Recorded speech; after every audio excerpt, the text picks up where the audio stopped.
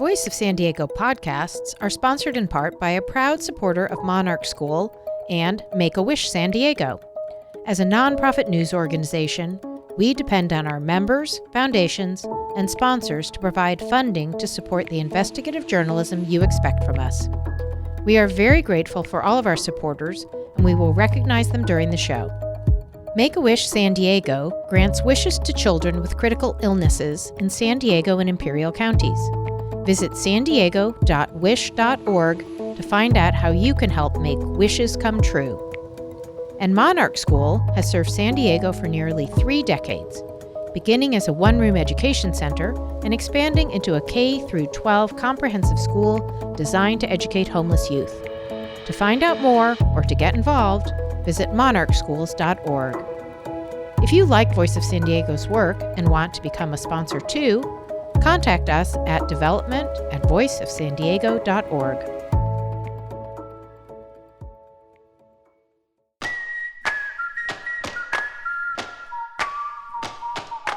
Welcome to the Voice of San Diego podcast election special. I'm Scott Lewis, here with my friend Andrew Keatts. What's up, my man? Sara, Libby. What's up? How are you guys? We ready to do this? What is your favorite election day tradition? Like, what do you do? I have one. Yeah, I do have one also. So I go for a run in the morning and I try to see how many polling places I can hit. And I think my record is 5, maybe 4. 5 sounds like a lot. That doesn't seem like that many, but I guess they're not that close. They're not that close together. And I also don't weave a route around them. I just go on my natural route and see how many I encounter. Yeah. That's great. Mine is I go surf on election days. And one day I went out and it was really, I go to my favorite spot and I was like, oh, there's nobody out there. And I went out and it was a lot bigger than I saw. And I'm really good. You felt obligated to but I was still do it. Yeah, exactly. I still went and I got just pummeled, just destroyed out there. And I felt, and the whole day was off because of the whole, the night was one of those nights I didn't get anything written. It was just bad. That's good. Bad day. I listened to "Move On Up" by Curtis Mayfield. Yeah. It's a good little tradition. Yeah. Oh, well, and you guys are walk-in voters? None of us send it in, right? Yeah. I actually really enjoy going and getting my coffee, taking my dogs out for a walk, going to the polling place in the morning. Go in before work. Now you both have kids, though. Yeah. I used to always see Lou, Maybe I'll take Lou Klein? him. Yeah. Lou Klein. I would always see him down there. We'd drink our coffee together. Huh. Maybe I'll take my guy. Yeah. Yeah, bring your guy. He's part of it now. Yeah. Yeah, show him democracy. Yeah.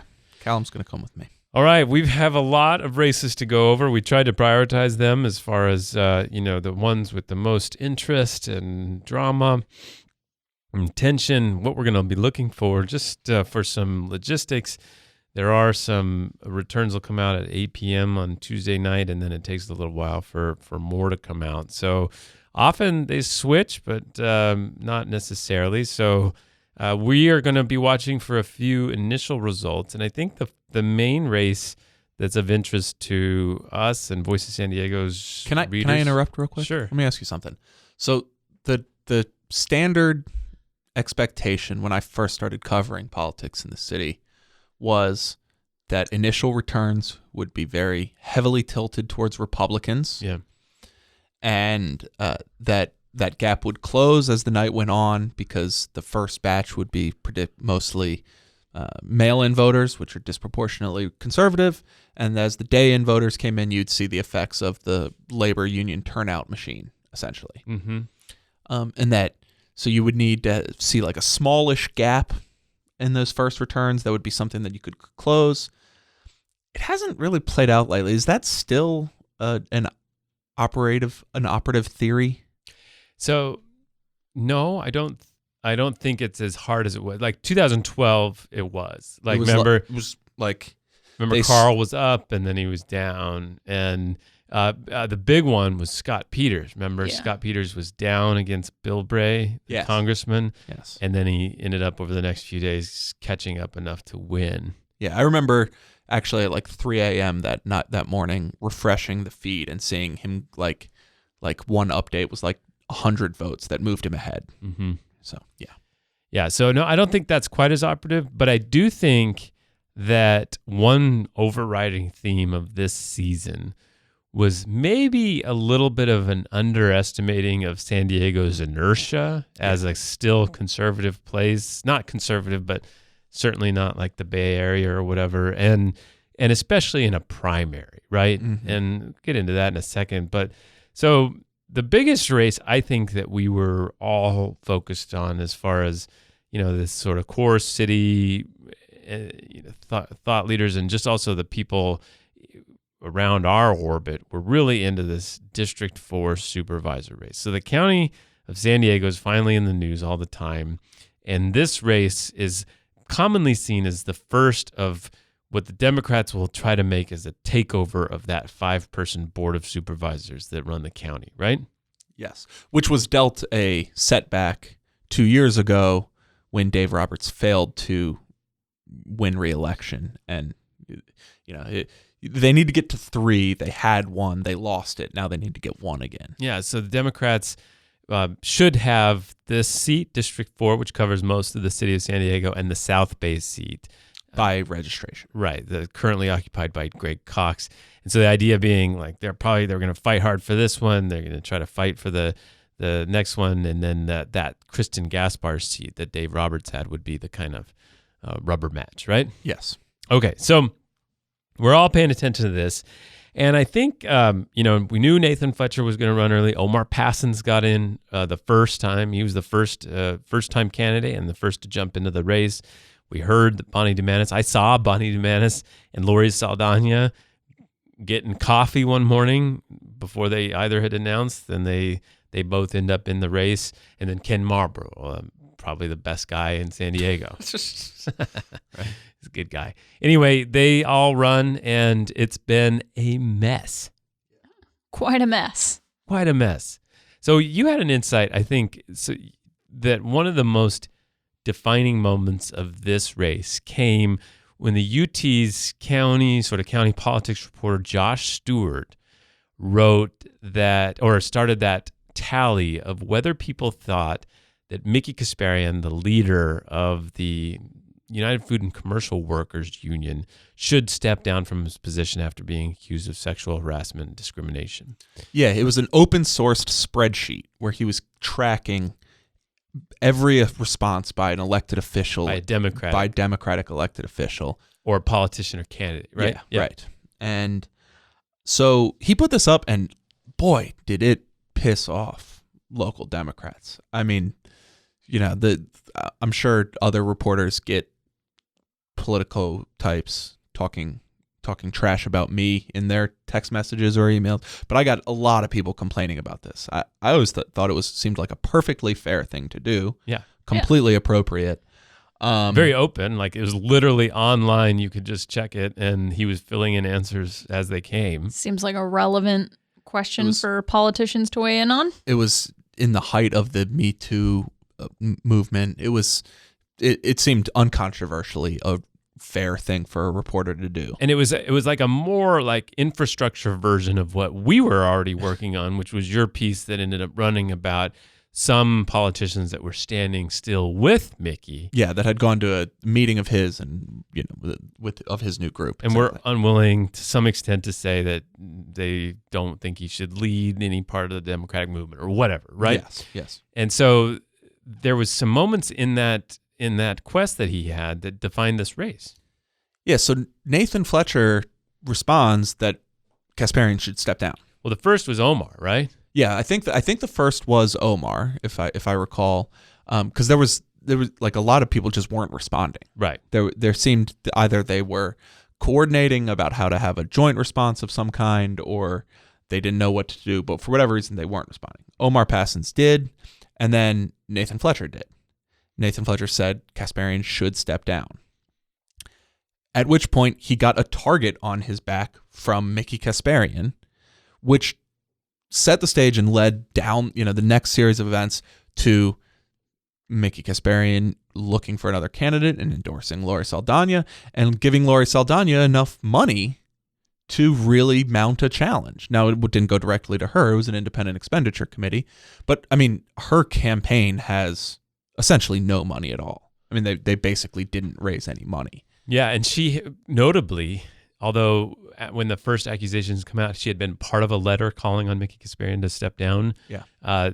Notably for this particular quest that Stewart was on, she did not reaffirm that position and went ahead and interviewed and took the endorsement of Mickey Kasparian, which ended up causing a major fracture in his new coalition for labor that we followed for a few weeks. Yes. But he put his money into it. He didn't just endorse, dumped hundreds of thousands of dollars into this project. Yeah, so all of the mail that has been flooding your inboxes for the last however many weeks that this really heated up, that the precipitating event was, in my opinion, Josh Stewart's spreadsheet. That was the thing that created a cascade of events that led to you getting inundated by mail telling you how evil Nathan Fletcher was, which then forced his allies to bring in as much money as possible to flood Lori with money. And meanwhile, the Republicans are eating popcorn and playing the game too. So you had... Yeah, they didn't need any motivation to spend money against Nathan. No, right, they're joining the game happily. So there's three groups on the right that watching this said, fine, let's go in too. So the Lincoln Club, which openly said, we want to end this man's career. We're done dealing with him. He obviously has a lot of support in the business community still, and we would like that to stop. Yeah. We want to never have to deal with his stuff again. And I don't know if it's true, but it is at least something that is commonly thought of, that if Nathan loses this race, that might be it. It's that it would be the third loss. It's a tough one. I mean, Ron Roberts lost mayor's race like 3 times, but he had a job still. Exactly. Yeah, Lori Saldana has had quite a few races herself. That's true. That's true. And then there's the Republican Party, which is also piled on. And then there's Bonnie Dumanis, who has piled on Nathan. And then there was this stuff from the left. And then so he was getting hammered on all sides. And then he turned to the Democratic Party. The Democratic Party put in $680,000 into the race. So this, unlike the previous attacks when he was mayor, he didn't have a sort of establishment behind him. He had this sort of loose independent network. And this time the party comes in $680,000 supporting, coincidentally, his wife, Lorena Gonzalez Fletcher, the assemblywoman, very powerful person in California, has transferred $355,000 from her own campaign to the Democratic Party. Yeah. So imagine you're a Republican here. Like, now, I think it's pretty clear, as we've discussed, that they don't want Nathan to win. Now, seems like I think that's probably safe substantiated to opinion. Yes. Right. Now the Lincoln Club told us and told KPBS, like, well, we don't actually know who will be easier to defeat in a November election, but we're done dealing with this guy. Okay. I think it goes without saying that they would really like not to see Nathan be elected. Right. They don't like him. They don't like that guy. Yeah. Right. But ultimately, think about how perfectly this has blossomed for them. That the Democratic Party is spending nearly $1 million. If you look at Democratic Party and the money that the candidates are able to raise themselves and union amounts, over $1 million on a primary for a seat where they have a decided registration advantage. I mean, no one has limitless access to campaign funds. There is some amount of money that you can't raise beyond. So it is all finite. The money spent in this race is money not spent in some other race, almost certainly.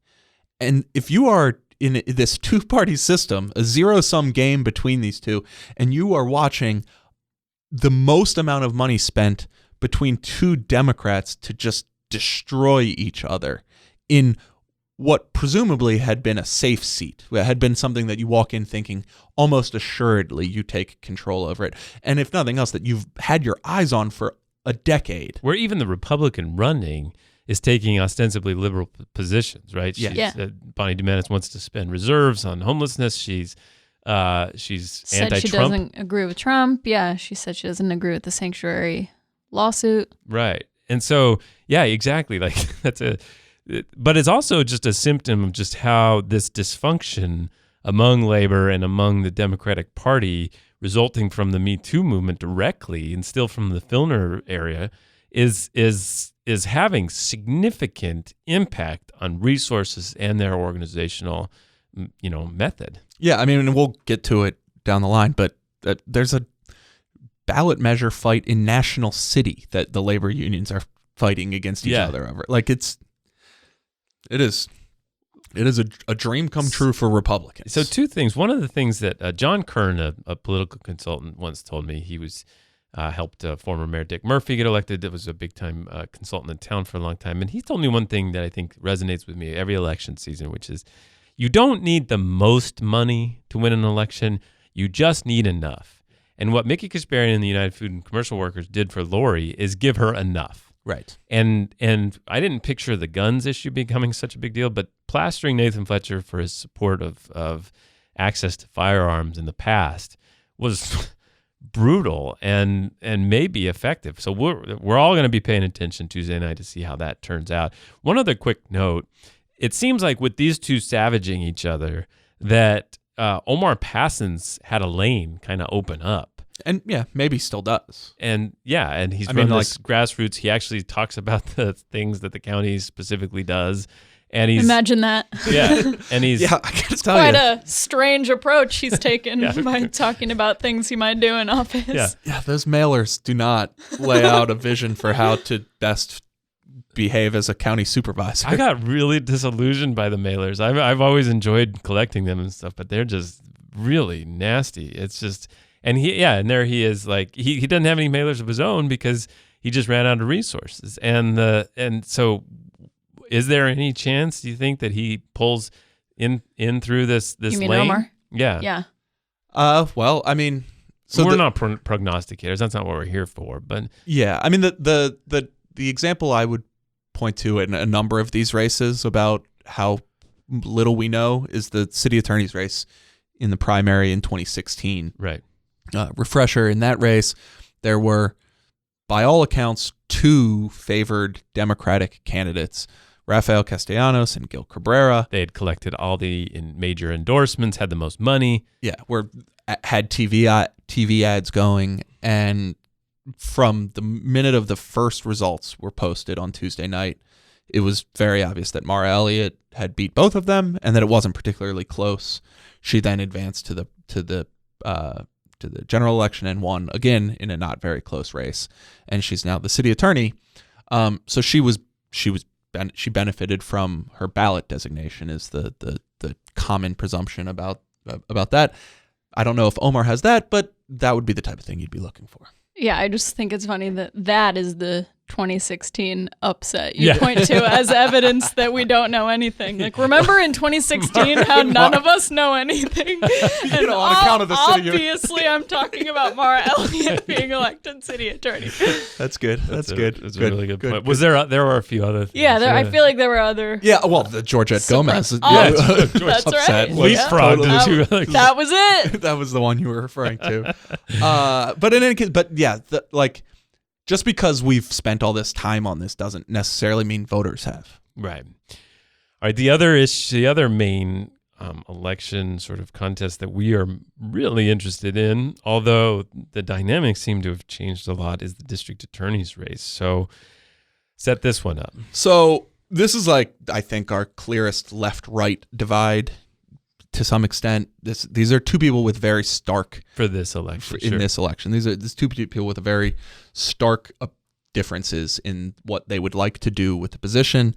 We have Republican appointed district attorney Summer Stephan running against career public defender Genevieve Jones-Wright. So they disagree fundamentally on big topics that prosecutors have to make decisions about, such as sex trafficking versus prostitution, responding to police shootings, whether they should be charged by crimes or should be in some ways punished administratively, charging juveniles as adults, use of the death penalty, and different tactics used to prosecute gangs. So the race did seem quite close then, especially because an influx of advertising on behalf of Genevieve Jones-Wright was afforded by major donations by billionaire George Soros. That made it seem very much like this was a close race. In the last couple of days, we've learned that the Independent Expenditure Committee that was purchasing those ads has pulled back some of those expenditures, leading to some speculation that maybe it looks like the race is widening a bit. And the UT did have a poll earlier today that confirmed that idea, insofar as a Survey USA poll should be cited as confirmation of anything. But it did seem to suggest that this was not a particularly close race. We'll see where that goes. My question to you guys is, what did we learn over the course of the last few months about San Diego through this race? Well, it's interesting that you say it presents like a very stark left-right contrast, and I don't think that's wrong, but it's probably not how I would have described things, at least at the beginning of the race, because if you take out Jones-Wright from the equation, Summer Stephan seems like a much more progressive version of Bonnie Dumanis on a lot of issues. And so... and Bonnie Dumanis herself has like been softened on certain things. Yeah. Yeah. And so, we saw it become an issue that some Democrats had endorsed Summer Stephan, quite a few of them. So, I mean, that is sort of an indication that she's maybe not like this stereotypical right-wing prosecutor. It certainly has solidified into like reformer versus like career prosecutor. So, I mean, it was almost like that classic old dynamic between like revolutionary versus reformer, right? Like and I think a lot of the criminal justice, major activists would probably take issue with this, but just watching this campaign, Summer Stephan went and adopted the policy that Genevieve Jones-Wright had been pushing, that we should create, for example, an independent task force to review the police-involved shootings. And that had been a plank of Genevieve Jones-Wright's campaign, and now Summer Stephan started adopting it as, I don't think she fully committed to it, but I think that that's the kind of thing that she would be willing to do.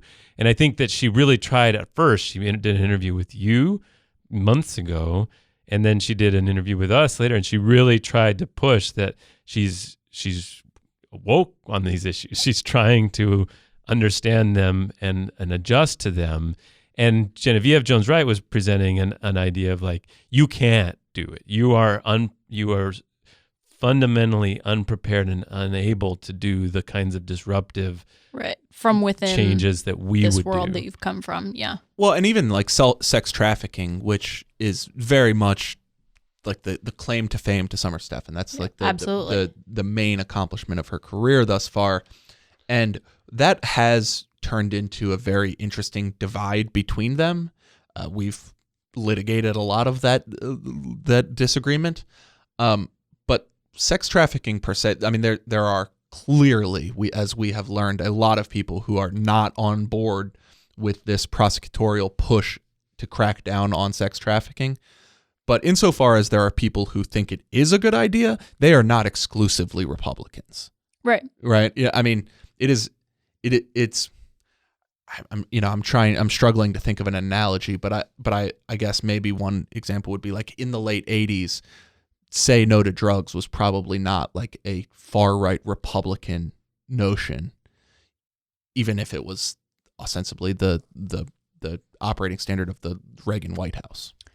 So you asked like what we have learned about San Diego over the last few months. One thing that I have enjoyed watching as part of this campaign is it seems like the first time I've really seen a candidate like galvanize young people and really make that a centerpiece of her focus. And so I've seen, Jones-Wright has done a lot of events, like she did like a Coachella themed event around Coachella, and just like really seizing on young people, and maybe she went on Chapo Trap House. Yeah, maybe it's to her detriment, and maybe, that wasn't ultimately a winning strategy. We'll find out. But that's just something I've appreciated watching play out. Yeah, I think it was very interesting to watch the whole debate, because I think of all of the races we've followed, this was the most grounded in actual substantive distinction. Like, basically, in fact, our podcasts with both candidates served for both campaigns as a major sort of platform from which they framed the other's distinctions and the other's issues and the other's problems. And I really found that interesting. And the sex trafficking debate became such a highlight of it. And I think what was interesting about that to me is to watch Summer Stephan really kicked it off when she made the case that I asked her, I'm like, I don't understand. Are we actually seeing more sex trafficking, or are we redefining prostitution in general as a symptom of sex trafficking? That there's really are you saying there's no prostitution without the exploitation involved in a sex trafficking situation? And she kind of said, yes, there is no distinction, that there almost all cases, there's no person just involved with voluntary sex work. And it became like a really interesting place for them to distinguish it. But I think that both would probably say there are volunteer sex workers, and they both are saying we shouldn't prosecute prostitutes who are involved or caught up in this. And then when you talk to Genevieve Jones-Wright and you push her, you say, are you saying then if some of them are volunteers and they shouldn't be prosecuted, should it be legalized in some form? And she's not willing to go quite there.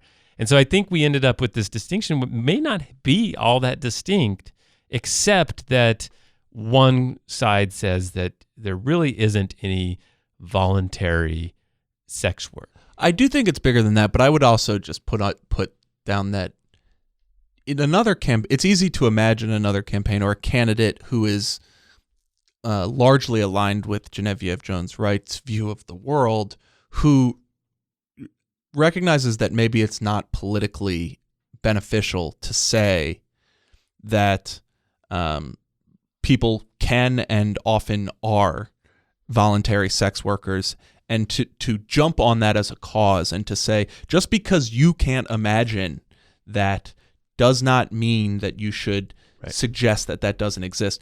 And her willingness to do that, I think, is like a representative example of the race, which is she ran the race that reflects her view of the world. Mm-hmm.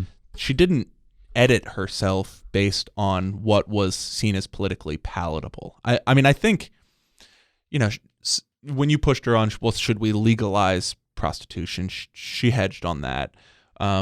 She's kind of gone back and forth a little bit on use of the death penalty. We weren't able on the show to get a very clear answer to that. But there were opportunities to simply let certain things go and not turn them into campaign events. And like to stand up and say like, no, Summer Stephan, you don't understand. There are women who are exercising agency and choosing to enter prostitution, and you should not invalidate that, was pretty surprising, I think, in a county that's been as conservative from a law and order perspective as San Diego has been. Yeah, I think the caveat that I would throw in is that I was really excited about this race from the outset because it was just these two really interesting, accomplished women, and there was so much substance to the race. And that's why it was kind of disappointing towards the end to see it all devolve into this like Soros sideshow. Mm-hmm. So that's the one thing I would say is like stopping this from being like, it was all grounded in issues and so exciting and wonderful and Hungarian billionaires. Yeah. So still unclear to me why his place of birth is so relevant to bring up all the time. It's not that unclear. Maybe to somebody me. will clarify that at some point. One point on this, though, I think if this truly is widening in favor of the incumbent, it would indicate just how hard this task was for anybody to try to throw somebody out, an incumbent. Now, she wasn't an incumbent elected, but she was put in as an incumbent, and the power that has is extraordinary.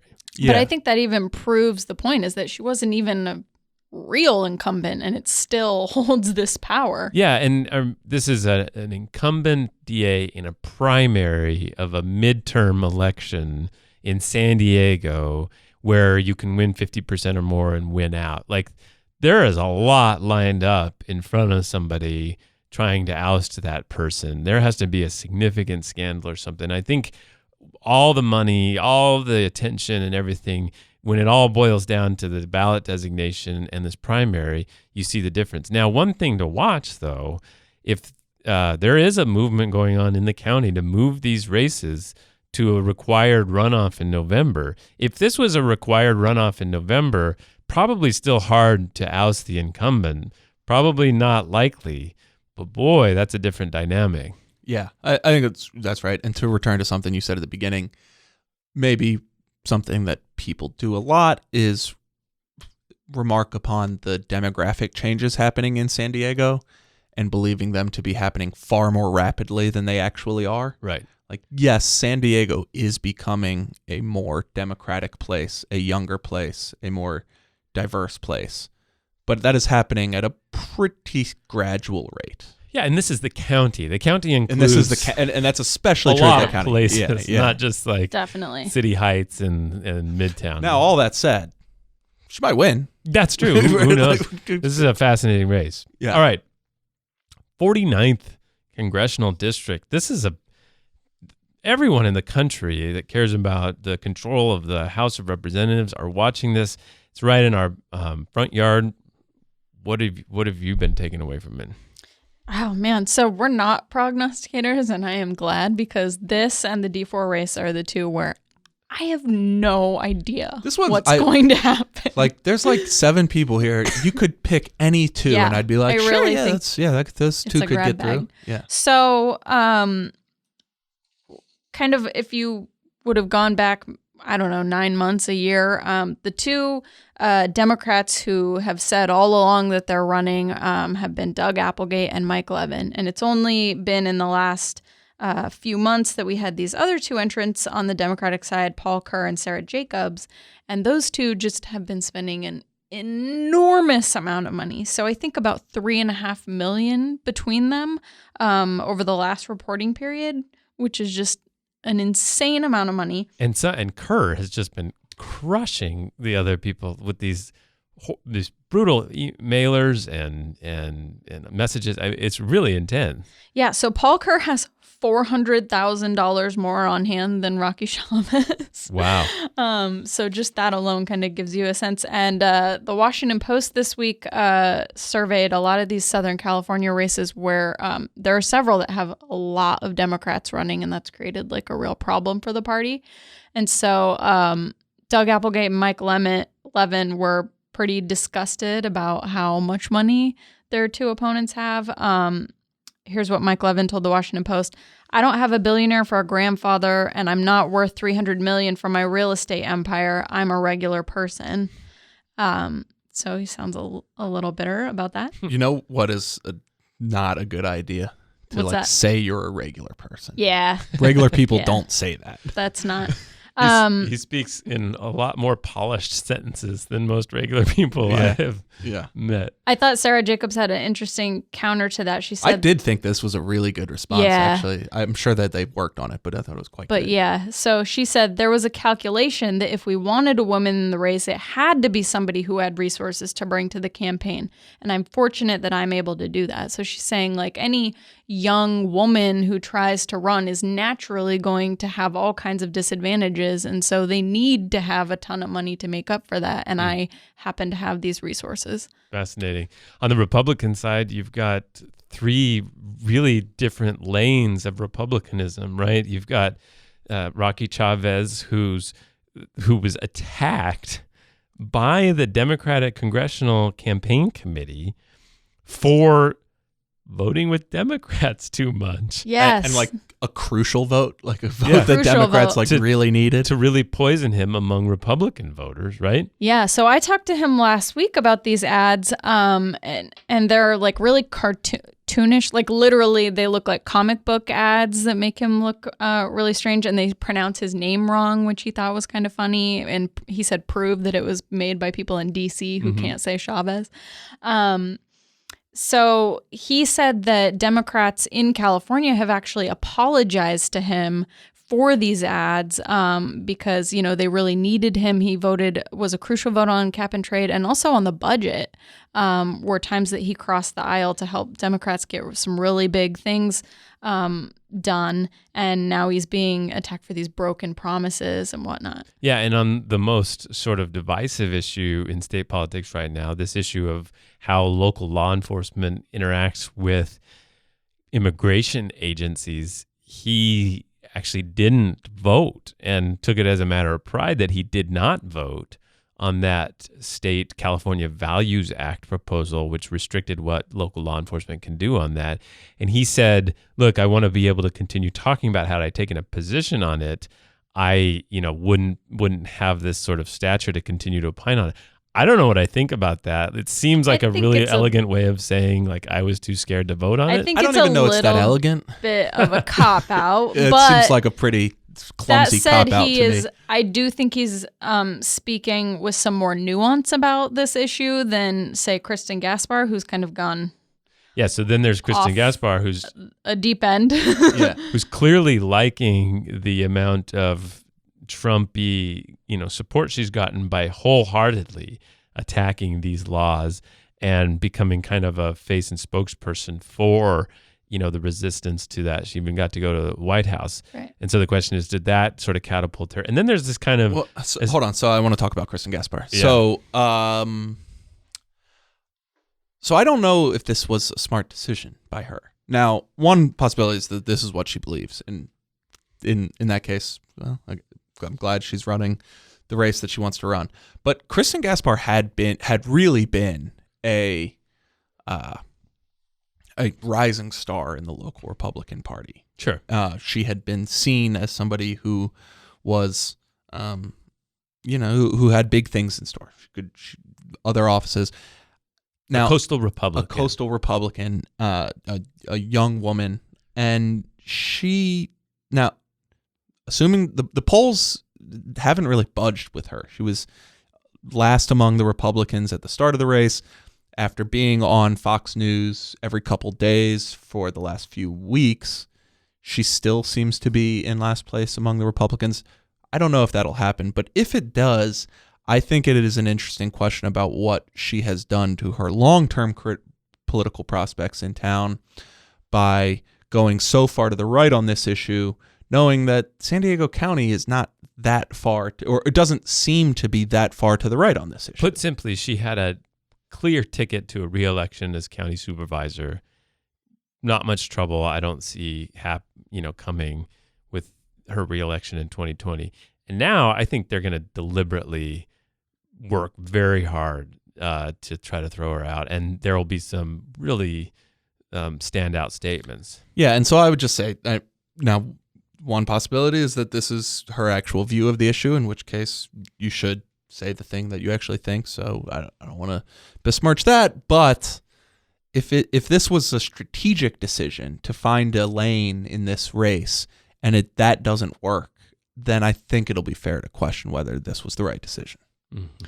Yeah, I mean, you mentioned polls, though, and I think it's fair to point out that at least 2 polls that have been making the rounds have suggested that 1 in 5 voters is still undecided. So, even as we're following these things closely and still having a hard time wrapping our minds around who's going to make it through, I think voters are facing that same indecision. Yeah, we haven't even mentioned one of the more likely people to advance to the runoff, which is Dianne Harkey, who's gotten a lot of support from the more conservative wing, but hasn't had to do that sort of same barnstorming of the Trump voter. And so that's she's going to be very interesting to watch in this race as well.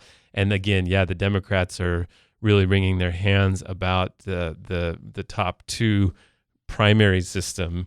And the Republican Party has been saying for a long time that was a disaster. That Washington Post stories had this sort of premise that this proves it's not good or it's a mess or whatever. And it proved it's a mess for the Democrats right now, but I don't think it really proved that the system is fatally flawed unless you really are worried about the Democrats. I don't know. What was your take?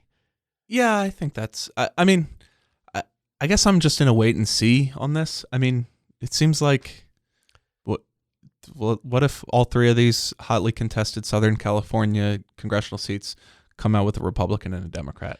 Yeah, we will have spent an awful lot of time talking about this possibility. Like, it doesn't seem like California 49 is likely to go with two Republicans at this point. I think there's 2 points I would make on this. One is a lot of people are pointing to, well, look at all the weird stuff that is happening. You've got Gavin Newsom promoting John Cox. You've got Villaraigosa promoting Travis Allen. Lincoln Club promoting Lori Saldana. DCCC knocking a guy for voting with Democrats. Yeah, right. and they're like, see, isn't that weird?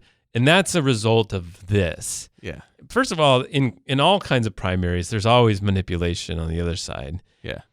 But I'm not convinced that we would have had a different outcome, like you said. I think that there would have been, I don't know. I'm not convinced that it's a mess. Yeah, I think to some extent, anytime you have a longtime member of Congress who decides to bow out, things are necessarily going to be a little crazy. It's like this seat hasn't been open in forever. And in the meantime, the dynamics have changed. And a lot of people see this as like a good opportunity. I think it was going to be kind of crazy regardless, just because it's an open seat for the first time in a really long time.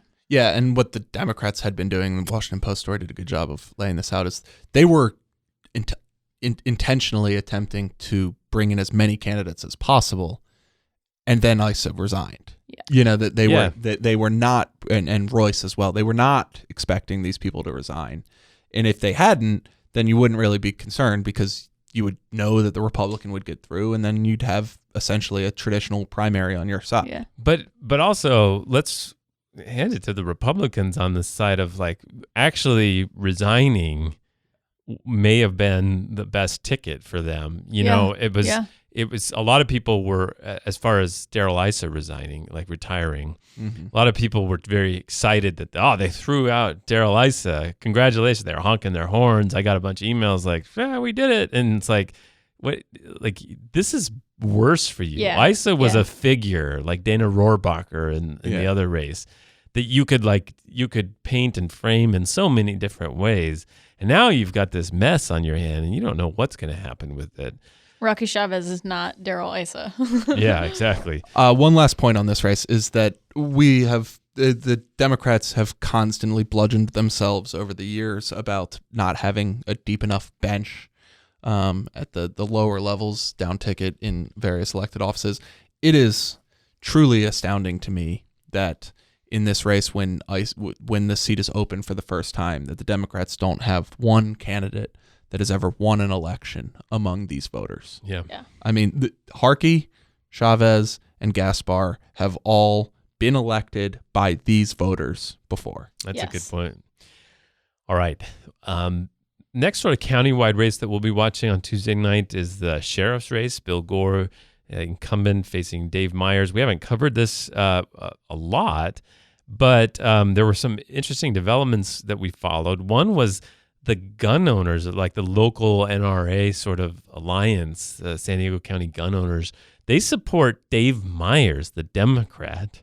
A Democrat who, I mean, he's not like running as a Democrat in name only. No, he's like, trying to be very like going to the criminal justice left, the anti-Trump, very much like a resistance type figure. And he has this strong support from gun owners. And then, on the other hand, we saw Governor Jerry Brown this week. This really caught my attention, endorsing the incumbent Gore, and then did a robocall for him. Now, as somebody pointed out, robocalls are not that great. But no, it's surprising. It seems like a big deal. I mean, it has to be tied to deal making that went on to get SB 54, the California Values Act, over the finish line. Yeah, Gore didn't. He notably opposed at first the county's decision to get into that lawsuit with Trump, but then he went neutral. But he never did endorse any or say anything about how bad it's been. In fact, he's been a pretty good resource for realism about the debate. Yeah. Didn't Jerry Brown record a last-minute robocall for Nathan Fletcher in 2012? Am I remembering that right? I don't remember. Yeah, it's okay.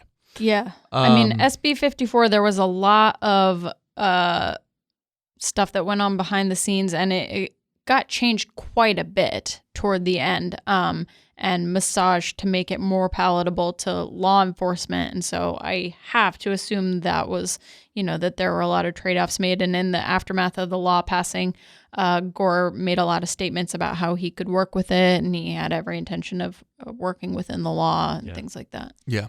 And so meanwhile, there's also been this not very political, not from a policy perspective at least, fight between Myers and Gore on their own personal relationship. Yeah. This was my favorite moment of the campaign, I think, is Bill Gore's. Yeah. Well, so first it started with Myers. He went to the press. He told a lot of people that he was effectively demoted, which he viewed as retaliation for running against him. His office had been moved to a broom closet, as he described it.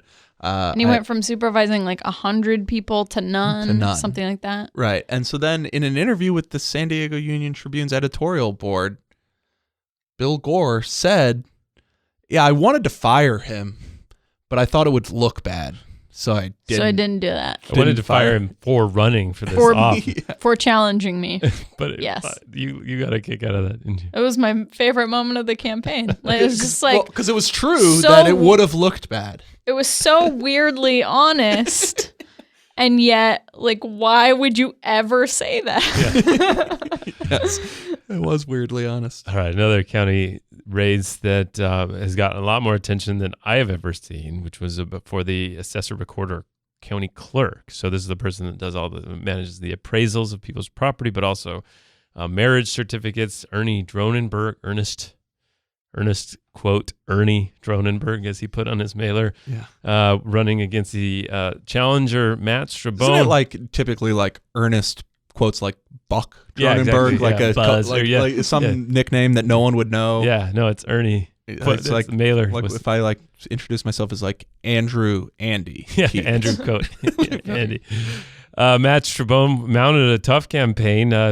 You could see Dronenberg become more sort of prominent, reach out more, send more letters, advertise more because of the challenge he was facing.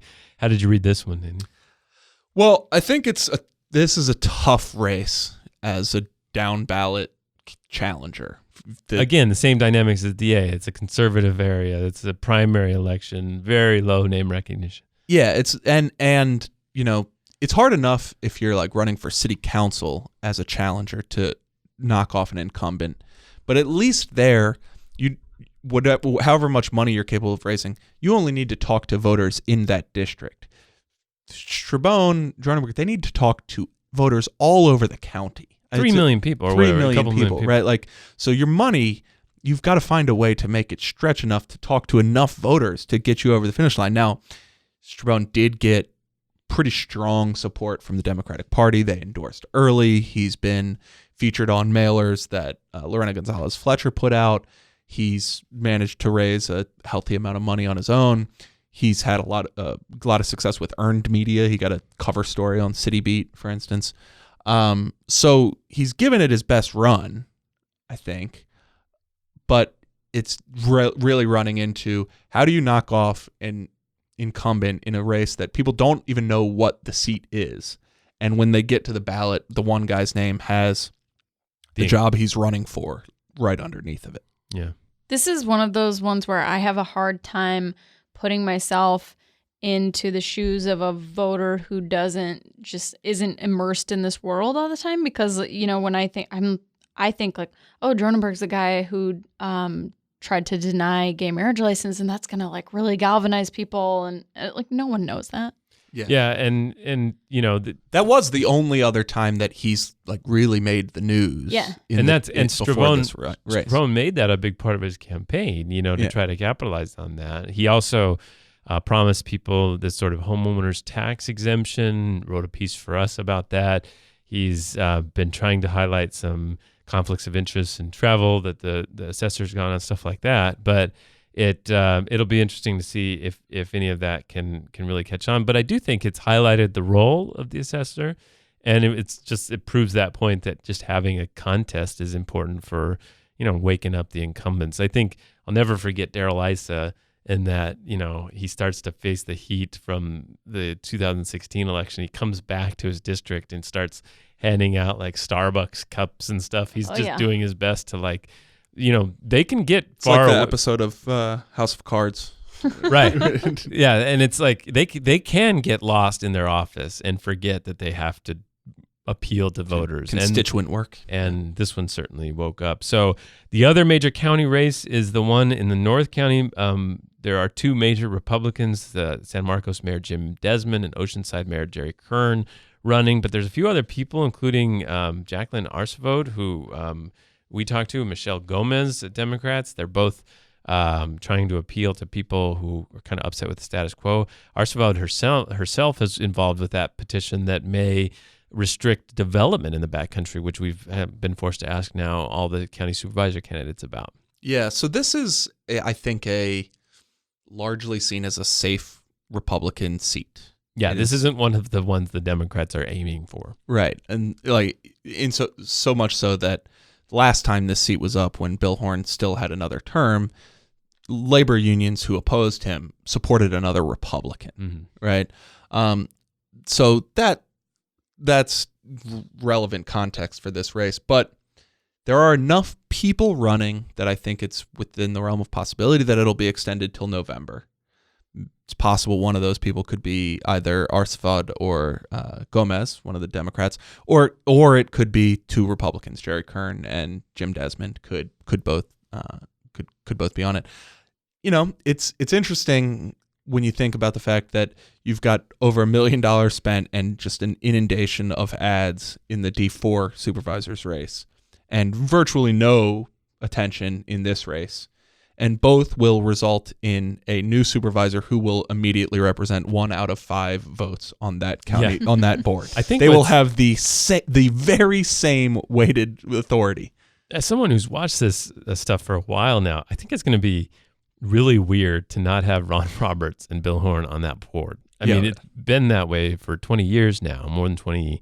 And to think of that body having somebody like Nathan Fletcher or even Bonnie DeMantis or Lori Saldana and then Jim Desmond, that's just weird. That's going to be interesting to watch. Yeah. All right. The other, there's a few city races now. It's important to remember city races do have to go to a runoff no matter what. So a lot of them have a little bit lower stakes. I think the most interesting one to me is the District 8 City Council. I think that those 3 candidates, the major ones, Antonio Martinez, who we had in the studio, and Christian Ramirez, who we also had in the studio, and Vivian Moreno, who right now works for the incumbent, David Alvarez, and has his support. I think she's the only one we didn't get in the studio. That's actually the only candidate we went for this season that wouldn't come in, interestingly. Well, it's an interesting race because one of those 3 people, no, there are other candidates, but one of those 3 people will almost certainly be the next city council member.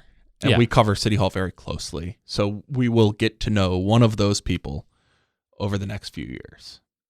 Whereas these other city council races, it's about who becomes the challenger for an incumbent, where they will open as a, not a complete, but a pronounced underdog. Yeah, exactly. There's an open seat there. So then in the District 2 race, the city council race, really interesting action on the left. Jordan Bean trying to get some momentum. Jennifer Campbell has the most resources. Brian Peace is the most sort of activist-y and fiery. And maybe then, the most well-known even. Right. He's run for different offices before. He's had high-profile media exposure over the years in his own private pursuits. So we'll look right away to see how that turned out about the group. That's the group trying to make the runoff against Lori Zaff. The Republicans are united for her. In the District 4 race, Council President Myrtle Cole faces a couple of challengers. Neil Arthur, one of them, came into my office, sat there and said it's going to be no problem to beat her. None. No, he was like, that's not what I'm worried about. I'm worried about what I'm going to do when I win. Like, it hit a lot of confidence. Okay.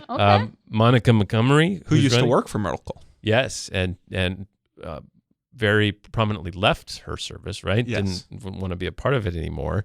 She was in the podcast a few months ago to talk about her race.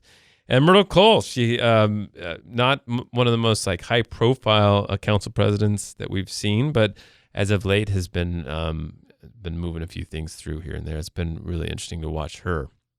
Yeah, and so she did the sandbag thing. Right, she did call for that weighted vote. So yeah, I mean, I think we've pretty much eased up on covering the city council races, and we'll pick those back up in November when there's an outcome on the horizon. Right now, this is a primary. Yeah. These are the only races that are actually primaries. All right. So a couple of other things before we wrap this up. Chula Vista, if a local government wants to raise taxes in California or something for something specific, they need 2/3 vote from residents, right? Yeah. For just general taxes, like the one that San Diego put on cannabis in 2016, they just need a majority, and that money can be used anyways. In 2014, Berkeley did that and raised a tax on sugary drinks. And now soda companies, Pepsi, Coca-Cola, Red Bull, they've all spent millions of dollars to put a new proposition on the ballot that would require 2/3 vote for all tax measures. And officials in Chula Vista are watching because next week residents will consider a sales tax designed to not need that 2/3 vote. But if the soda company's initiative wins, it would be retroactive, which means even if they get a simple majority for this sales tax, Chula Vista would have its vote nullified. It's yeah, remarkable. And that could possibly apply to a convention center measure, which means we're here talking about the convention center and Nathan Fletcher and Prop B this week, like. So we ran a story at why Chula Vista wants to raise the tax. Basically, the hotel or the firefighter. Oh, you got me.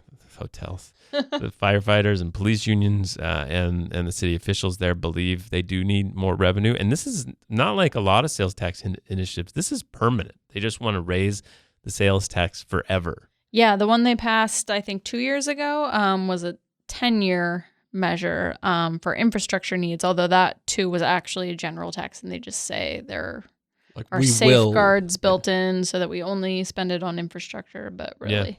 Yeah. So even the Republican city council member, John McCann, supports it. It's been, a big priority of the mayor. Our reporter tried to look at and see, why do we need more money now? Basically, they're claiming they need to hire more police. It's a classic sort of problem of big salaries and all that are taking up a lot of space, but they need more resources. It's a growing city. We'll see if it comes out. And then the last one, but not least, is this measure in National City we'll be watching. We've explained it a lot. Let's go through Measure B and Measure C. This is your guys' favorite. This is low-key your favorite part of this election, absolutely. I think. I'm all over this. Yeah. Yeah, you can inject this into my veins. Measure B. Okay, so Measure B would make all national city officials subject to term limits of 2 4-year terms. Okay? Simple, easy. Measure C would maintain the mayor's existing term limits, which is 3 4-year terms, and then extend those same term limits newly to the city council, and then additionally add that no elected official can serve more than 6 lifetime terms. Okay. Now, this has interestingly become another front in this war between the county's most powerful labor unions. UFCW and Mickey Kasparian support Measure B, the simple 2 4-year term limits. Measure C has support and funding from Lorena Gonzalez Fletcher and the local construction and hotel unions. Now, the twist here is that the current national city mayor is Ron Morrison. He has been in that seat since 2006. He has been on the city council since 1992, and he is currently termed out. He supports Measure B, but if Measure B passes, he will stop being termed out and will be allowed to run for re-election in November because it would effectively restart his clock for his term limits. We put this on the show a few weeks ago. He really contradicted his thought process on this years ago to Imagine that. the Union Tribune when they passed their existing term limit measure. I suppose he's not all that worried about his hypocrisy.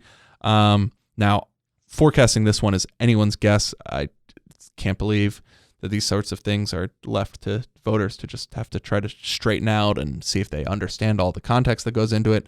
I don't know. What do you guys make anything of this fight?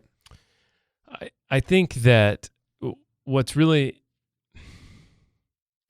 No, I got nothing.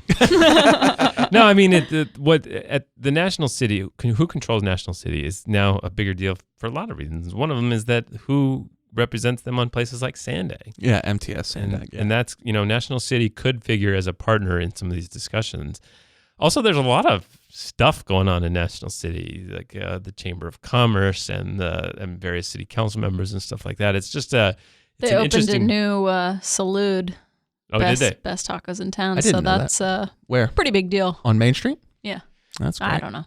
Yeah. But it's yet another choice urban environment, I got to say. And it's really yet nice. Another proxy war of this labor split that we talked about, and how that resolves itself, I think is going to be interesting to see. It doesn't, if you just judging by what's going on this ballot that we're about to be faced with in 5 days, this labor fight is not resolving itself. No. It's not even close. And if Mickey Kasparian prevails and Nathan Fletcher does sink in this, you described it well, I think, the other day. There is a lot on the table. If this were a poker game, there's a lot of chips in the pot right now.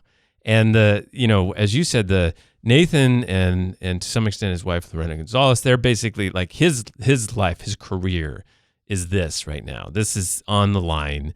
And if he wins, he has the potential to become a major star in politics. If he loses, he's going to have to go through probably a painful process of like, what do I do? What's life? What do we do now or whatever? That's a lot on stake. And they're putting like a lot of money into that discussion. For Mickey's part, he's basically playing this thing saying like, I am still very relevant here. Yeah. If you thought that I'm on the outs and you don't need to come see me before you do something, think again. Yeah, and so his chips are all in on this. And I think then on the other side, the Republicans are seeing like they see the potential of this moonshot that Nathan's trying to take. And if he gets it, they'll have to wrestle with a popular or somewhat popular politician on the left like that. So, it's going to be interesting to see. It is. All right, so you can watch and see. We don't do necessarily results updates on Voice of San Diego, but the night of the election, we'll have all of our analysis, and we'll be all over radio, and we'll try to get a new podcast out. So thanks to everybody who follows this. All of our work and investigative work and politics work and explanatory journalism is a result of the people who support it and the thousands of people in the community who do that. We really appreciate it. If you would like to, go to voiceofsandiego.org/donate.